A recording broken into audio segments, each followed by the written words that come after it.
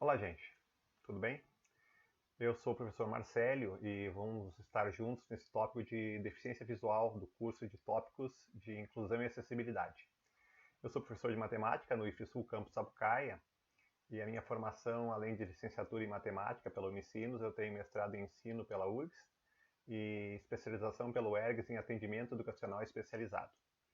Então, desde a minha chegada no Instituto em 2017, eu tenho me interessado pela temática e procurei saber um pouco mais dos diferentes tipos de deficiência para atender os alunos que chegam no Instituto a partir da reserva de vagas que houve nos vestibulares dos institutos federais de todo o Brasil e nas universidades federais. Nós vamos tratar de deficiência visual e esse tópico eu vou gravar 3 videoaulas para não ficar muito extensa cada uma delas. Essa é a primeira, que vai tratar de legislação, tópicos iniciais. Para começarmos, no Moodle tem um registro lá, uma imagem, que são pictogramas com bengalas. É só para deixar claro que as cores das bengalas indicam a deficiência. Então, se a bengala for branca, o indivíduo que a porta é cego.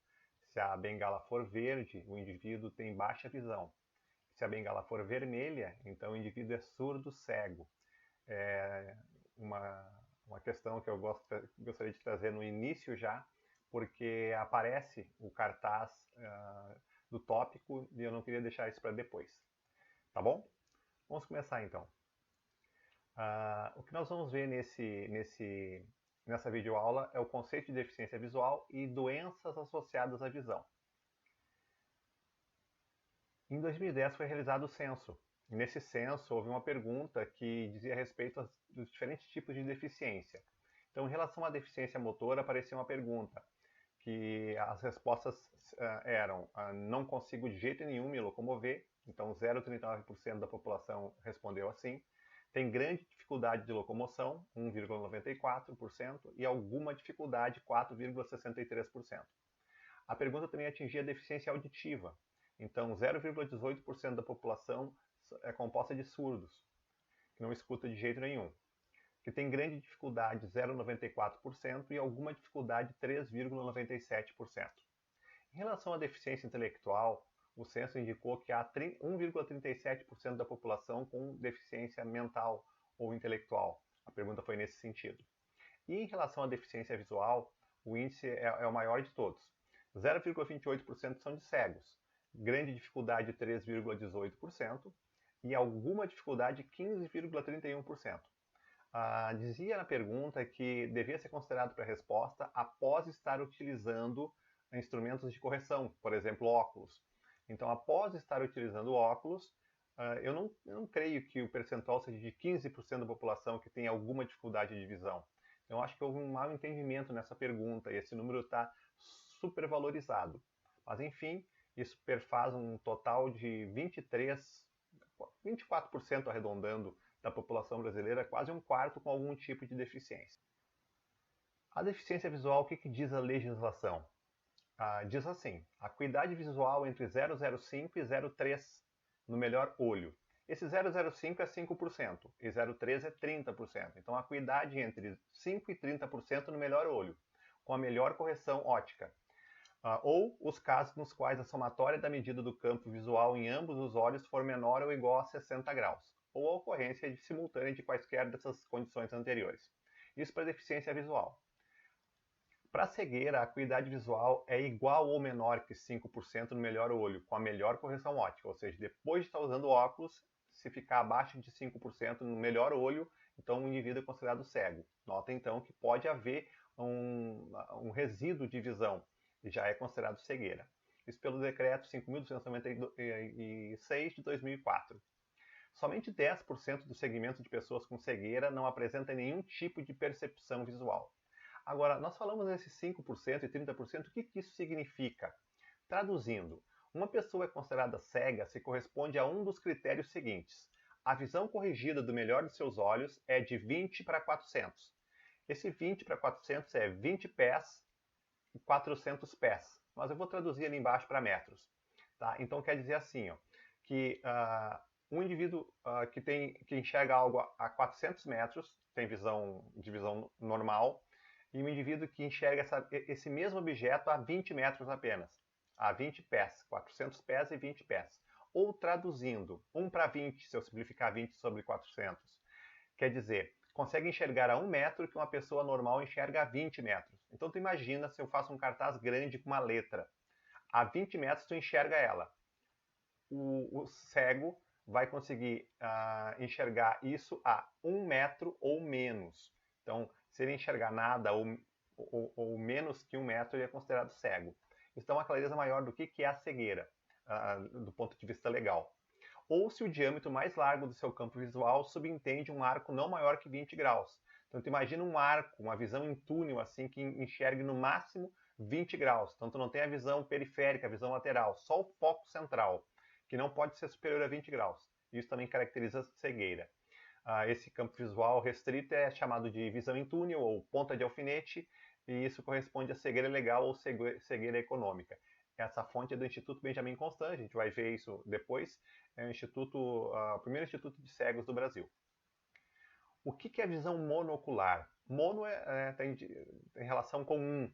Então, o projeto de lei 1615 de 19, que equipara as pessoas com visão monocular aos cegos para todos os efeitos legais, divide opiniões na Câmara dos Deputados. A proposta já foi aprovada pelo Senado e está pronta para votação pelo plenário da Câmara, que aprovou na semana passada urgência para a matéria. Ou seja, visão monocular é a visão de um olho apenas. Então, legalmente, não há deficiência visual quando o indivíduo tem a visão boa em um dos olhos e o outro não tem, é cego, de um olho. E não caracteriza deficiência visual nem cegueira. Em relação a esse projeto de lei que procura equiparar os direitos, a Organização Nacional dos Cegos do Brasil, que representa cerca de 7 milhões de deficientes visuais, explicitou em uma nota técnica sua posição contrária à proposta, devido à concorrência desigual no mercado de trabalho entre deficientes visuais e indivíduos monoculares por conta da Lei de Reserva de Vagas. Ou seja, se eu posso contratar pela Lei de Reserva de Vagas um indivíduo que tem visão normal de um olho, então é plenamente capaz, não precisa de nenhuma adaptação praticamente, em relação ao cego, o cego sai em desvantagem. Então a Organização Nacional dos Cegos do Brasil considera desse modo e é contra a equiparação.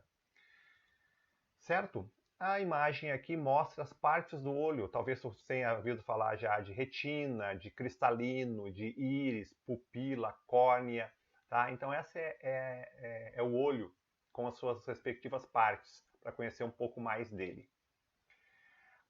Algumas doenças são congênitas, então tu nasce com ela, ou tu pode adquirir a doença ao longo da vida. De qualquer maneira, ninguém está livre de vir a se tornar um deficiente visual. Então eu vou trazer algumas doenças e suas características para título de conhecimento. A retinopatia da prematuridade é uma doença que significativamente associada ao parto prematuro, e a maioria dos casos ocorre em bebês que nascem antes de 30 semanas de gestação, e pode causar perda completa de visão.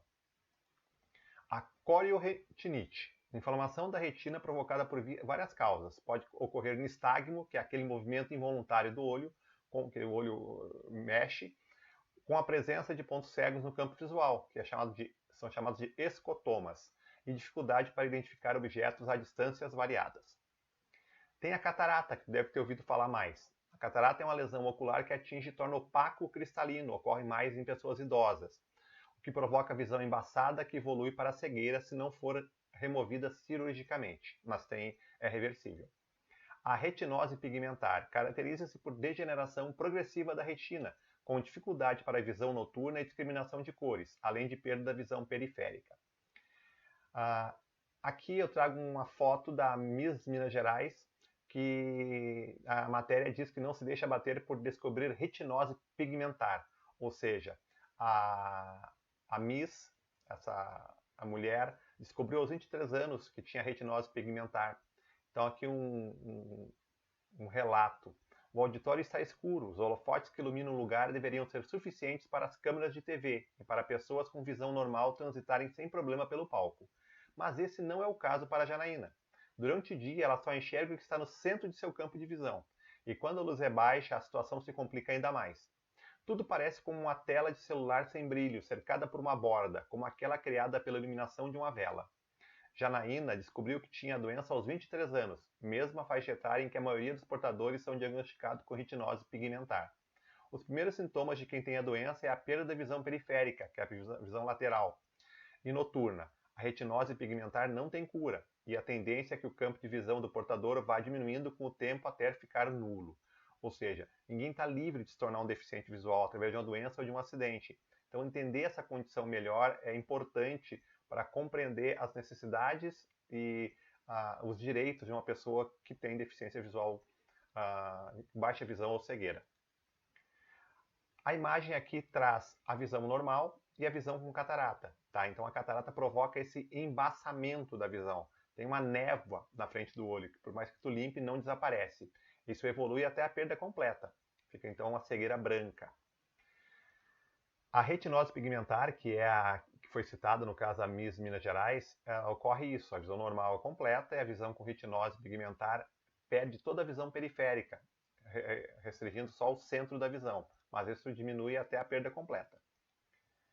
A degeneração macular relacionada à idade é a doença degenerativa e genética que envolve a parte mais central da retina humana, responsável pela nossa visão de nitidez e chamada de mácula.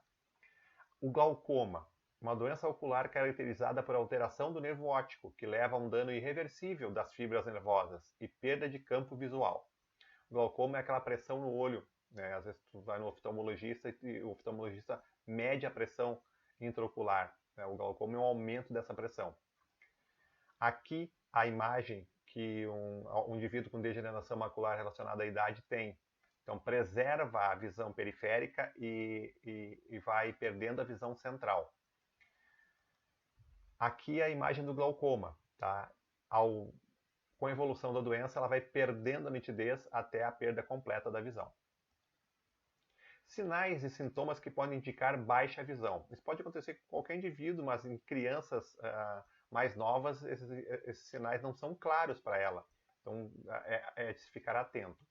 Tontura, náuseas e dor de cabeça, visão dupla e embaçada, excessiva sensibilidade à luz, postura inadequada para a leitura, movimentos constantes dos olhos, que é aquele nistagmo, dor de cabeça ou lacrimejamento, olhos vermelhos durante ou após esforço visual, aproximar-se muito da TV, aproximar demais os olhos para ver figuras ou ler e escrever textos, semicerrar ou arregalar os olhos ao observar um objeto ou figura, franzir a testa ou piscar continuamente para fixar objetos, mostrar dificuldade para seguir objetos, evitar brincadeiras ao ar livre, jogo com bola, pega-pega, tropeçar ou esbarrar em objetos e pessoas, ter cautela excessiva ao andar segurando no braço do acompanhante, não gostar de leitura, dispersar a atenção com facilidade e perder o interesse visual pelas atividades.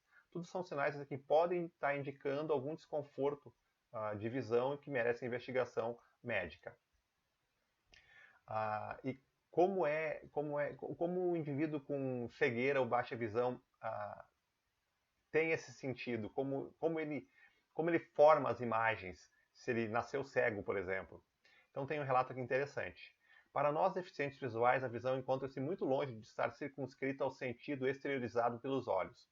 Na verdade, ela é construída na mente, assim como é para aqueles que possuem o sentido da visão. O grande diferencial encontra-se no meio pelo qual a mente recebe a informação. Para alguns, a informação chega por meio dos olhos, para outros, chega por meio dos ouvidos, do tato, do olfato e do paladar. Além, é claro, de toda a bagagem que cada um de nós arrebanhou ao longo da vida e que é utilizada para interpretar a informação recebida, seja qual for o meio pela qual ela foi captada. Daí duas pessoas veem a mesma foto, mas cada uma delas tem a visão particular dessa foto. Eu me sento na varanda de minha casa, que fica a cerca de 50 km de São Paulo, e diante dos meus olhos mentais, o relevo brota exuberante.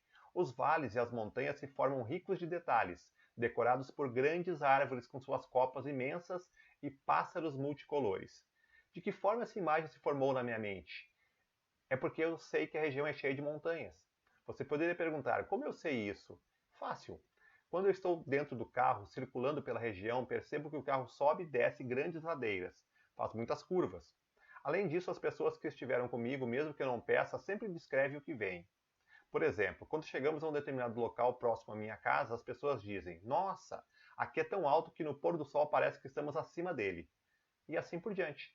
Seguem descrevendo sua imagem do sol, do vale que está logo à frente, das matas. Também perceba o cheiro delas, o frescor da brisa por entre as árvores.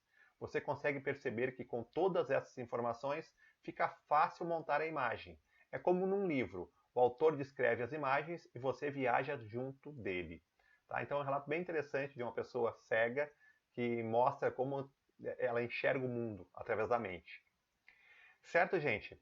Essa primeira parte foi para trazer a definição da legislação, foi para trazer algumas doenças associadas à perda de visão e para deixar assim uma reflexão. Ninguém está livre da perda da visão ao longo da vida. Então, compreender as necessidades, se colocar no lugar do indivíduo cego ou com baixa visão é essencial para promover acessibilidade e inclusão.